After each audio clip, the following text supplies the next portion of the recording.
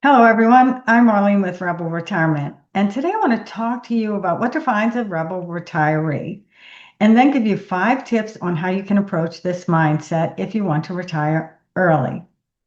So stick with me because I think you'll find these tips to be unique and not your typical retirement advice.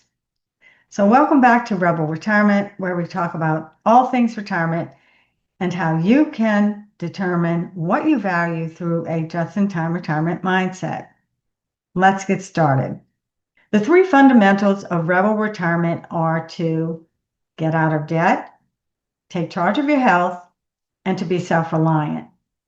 If you're independent, like being in charge of your own affairs, and don't want to fall into the trap of someone else's retirement plan, then you are perfect for being a rebel retiree. Perhaps you're already a rebel retiree or on your way to becoming one.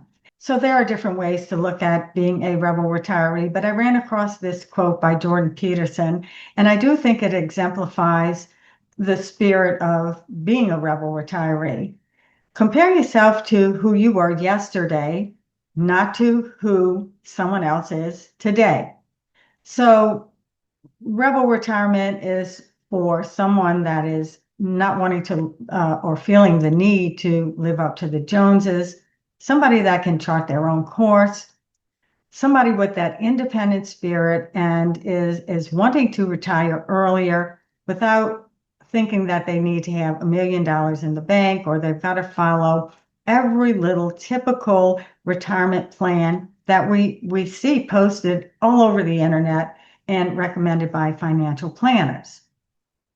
In 2005, David and I threw caution to the wind and left the life we knew in the suburbs of New Orleans to embark on our early retirement journey. I was 49, David was almost 50. The decision to relocate came after we decided to have 2 more children in midlife after 19 years. No, we're not a blended family. All of our children are biologically ours. Some people thought we were nuts. People thought we were crazy because we were very near empty nesters.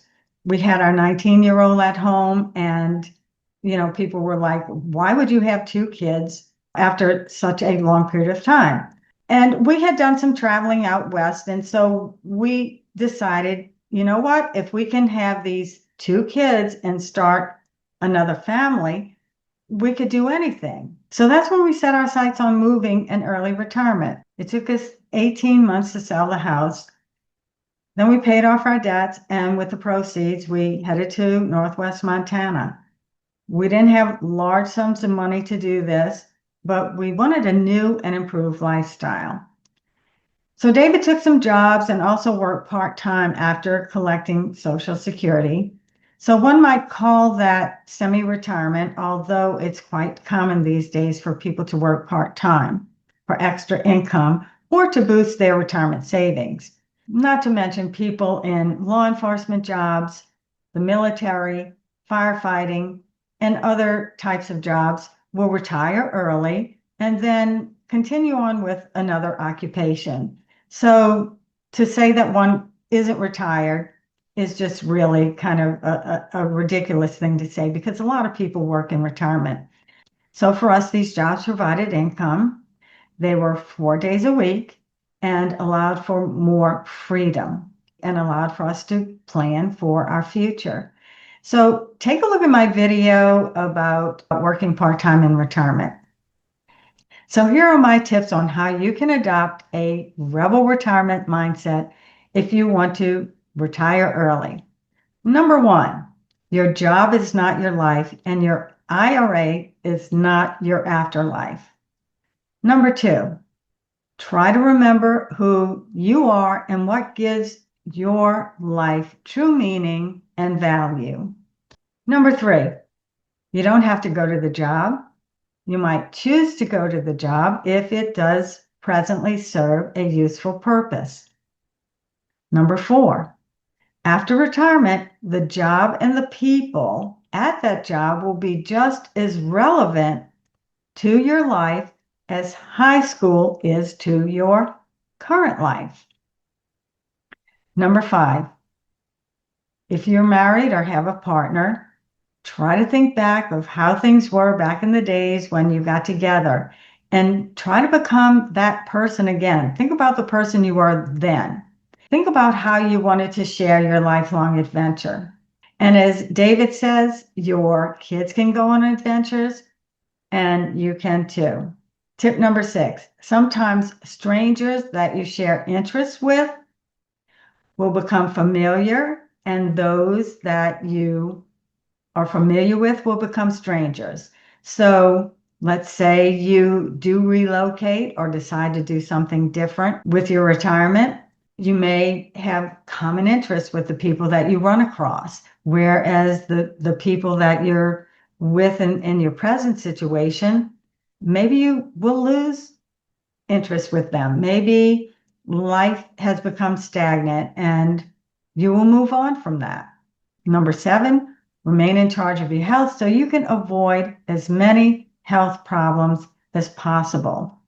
Number 8, visualize the life that you want. Visualize what you want to do moving forward, not what you think you have to do, not what other people are trying to tell you you have to do. It's important to remember that it's your one and only life, and to break free from any constraints from people or peer pressure telling you what to do with your life. And lastly, if at all possible, practice retirement, because your post-retirement life is going to be different than your pre-retirement life. Our Just-in-Time Retirement playlist covers a lot on how we approach this mindset. And our shorts content also contains little nuggets that give you a better picture of how all of this works. So check out that playlist and let me know in the comments if this has resonated with you. And please share it with someone who might find it helpful. Until next time, stay curious, stay healthy, and trust your retirement journey. I'm Marlene with Rebel Retirement. Thanks for watching, and I'll see you next time.